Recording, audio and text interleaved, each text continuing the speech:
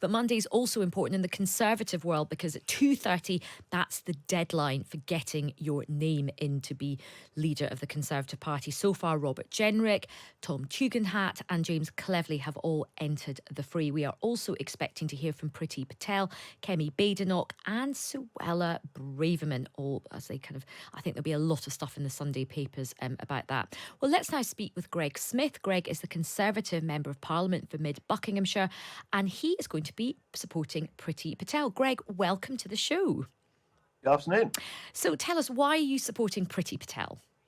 Well, I've known Priti a very long time. I know she's got the strength of character to lead us in opposition, to take us through what's going to be a difficult few months, if not years, of re-earning the right to be heard by the British public again. There's no sugarcoating that they've just given us the most enormous kicking in the general election, and we've got to re-earn that right to be heard. And the first step in that is for us to unite, because the number of doorsteps I stood on in my constituency where people said, we're fed up of you fighting, all of the mistrust, all of the backbiting that went on undoubtedly over the last few years. And Priti is one of those colleagues who I think has appeal from all wings of the Conservative Party, who can actually bring people together and unite us and start that road to recovery.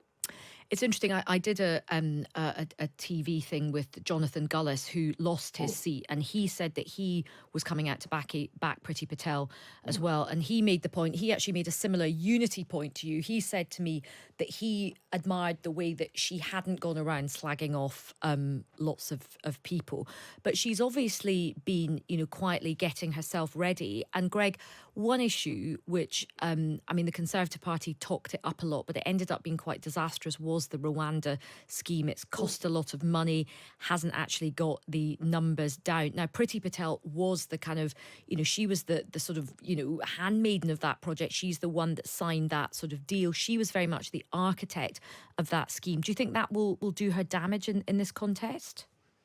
No, I don't think it will do damage, because Priti came up with a pretty novel idea, actually. It was a new way of seeking, through the means of a safe third country, to remove those that have illegally come to our country. But Greg, it was very expensive. Only 4 people went voluntarily.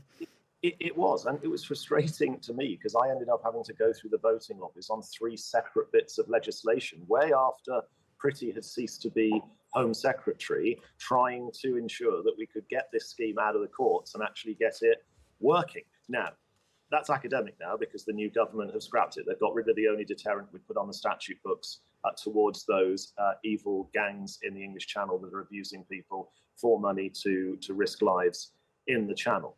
I still think Rwanda could have worked, but clearly there was a big effort to frustrate it and keep it in the courts and to stop the planes taking off. So, look, you're backing Priti Patel. I don't know if you're involved in any of the kind of strategic meetings. What does she have to do, given that the Conservatives lost significant voters to Reform, but they also lost voters to the Liberal Democrats and even lost some voters to the Greens and even lost some voters to Labour? What would your message be to Priti Patel in terms of what messaging she needs to send out? Well, it's not about just coming up with messaging right now. It's part of that process I spoke about a few moments ago, about re-earning the right to be heard. And that's actually going to start more with values and going back to Conservative core principles and talking about the direction of the Conservative Party, rather than coming up with specific policies, a penny off this, or a certain commitment on hospitals or whatever it might be. That's not where we are right now. That's not where Keir Starmer was when he took over a pretty badly bruised Labour Party in 2020. We've got to actually go to the point of pulling ourselves together, of ensuring that we've got a leader we can absolutely trust and unite around, and that, in my view, is Priti Patel, and then having that discussion as a party, which will come out over the next few months as we go through this really very long leadership campaign, to actually come to that point where we can agree on a way forward. And look, that's a fair enough point. You're not going to rush to do policies. You need to kind of re-establish what it means to be Conservative. And what's your sense of what that means, Greg? What is true conservatism to you? I think that's a very fair question. For me, that is always about trusting people, about believing in freedom above all else, the freedom of the British people to get on with their own lives and make their decisions for their families and their homes and their businesses far better than the state ever can, and to have those very frank conversations about where some of the commitments that we perhaps made in government, whilst I think we got very many things right in government, some of those things that most let people down. And that probably is going to centre around taxation, and that's probably going to centre around both illegal and legal migration routes. If we can get back to those principles where we say we are a small state, low tax, freedom loving, strong law and order, strong national defence conservatives, and rebuild a policy platform around that, I think we can re-earn trust with the British public. Well, good morning, everybody. I'd like to begin really by just saying an enormous thank you to the hundreds of people that have been involved in today's election within this district and across the Witham constituency. There have been boundary changes, and it is now a really special, not just a special constituency, but an even larger constituency. And so many people have been involved in making this result happen.